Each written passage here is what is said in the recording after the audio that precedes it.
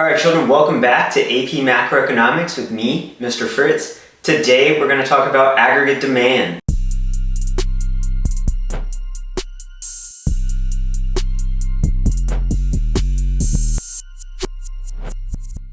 Much like regular old supply and demand, aggregate demand is still going to be downward sloping. On our graph, we're still going to be talking about our price and quantity, but now it's aggregate price and quantity. Aggregate being everything in the economy added up together. So for our price level, we're not just talking the price of one good, we're talking about the overall average price of like every good. So imagine this price level over here being your market basket of goods and services that we're buying the same exact things one year after another and measuring the price change. So imagine this being like CPI. So this is your market basket. As price level goes up, you're experiencing inflation. Our x-axis is going to be measuring our real GDP. Everything being bought in a country in a given year, add it all up together. Which is also everything being sold in one country in one year, add it all up together. So a real GDP is also going to be called a real output, all the stuff we made in that year, or also real national income, because it's not just all the spending we do in a year, it's all the money that people earn in a year, because one person's spending is another person's income. Aggregate demand is made up of four parts: CIGX, and remember these are the four parts that make up the expenditure approach to real GDP. So this aggregate demand is essentially your expenditure approach, all the spending that we're doing in a year. Aggregate, everything added up together. Demand, purchasing of stuff.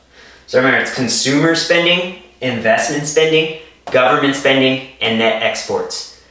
Those are also the things that cause the curve to shift.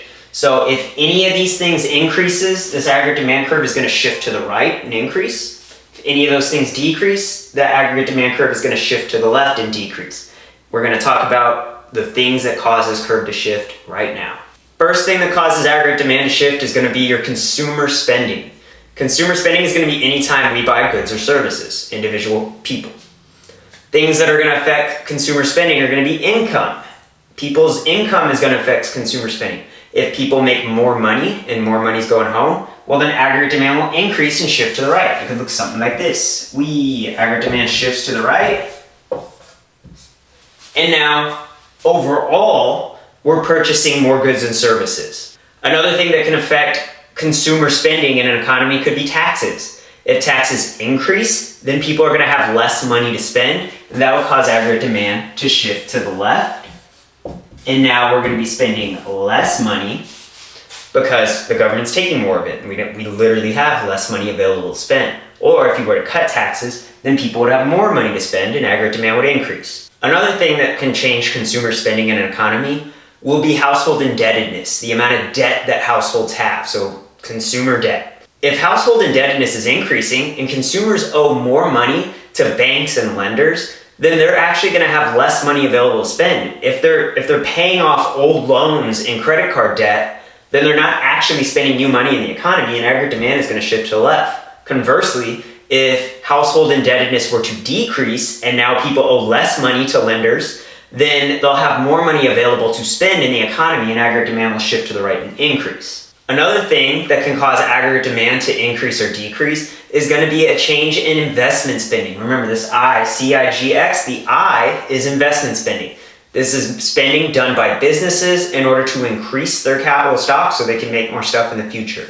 So this is going to be heavily associated with the interest rate, the real interest rate.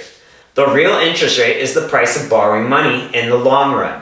The amount of money that you're going to be paying back when you take out a loan from a bank. So if businesses are going to be buying capital goods, so factory equipment, machines, tractors, stuff like that, these are things that cost millions of dollars. In order to purchase them, businesses are going to have to take out a loan. If the real interest rate goes up, it's going to cost more to borrow money in order to buy those capital goods, and aggregate demand will decrease and shift to the left.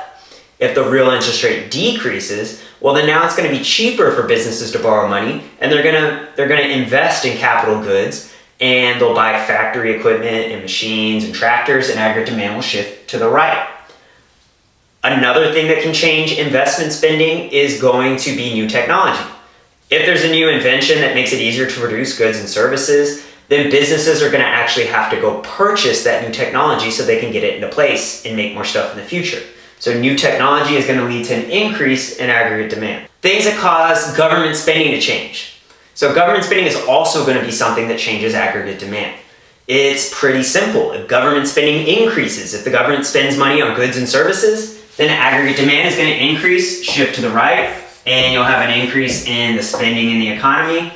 If government spending were to decrease, well then aggregate demand is going to shift to the left and you're going to have less spending in the economy. Finally, we have net exports. Net exports, again, is going to be your exports, the things you sell to other countries, minus your imports, the things you buy from other countries. If your net exports are increasing, that means you're selling more stuff to foreign countries than you're buying from them. That's going to lead to an increase in aggregate demand.